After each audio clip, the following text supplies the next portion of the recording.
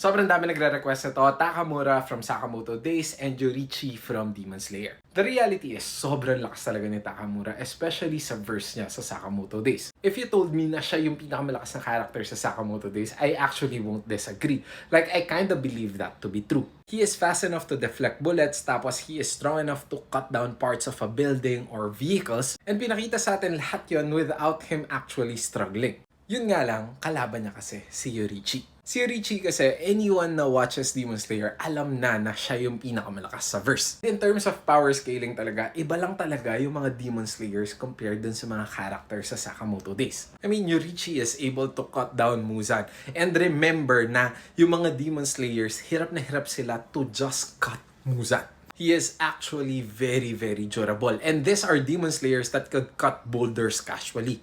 And sa laban niya with Muzan, pinakita rin kung gaano siya kabilis. So for this one, it really has to be Yoriichi. Nice.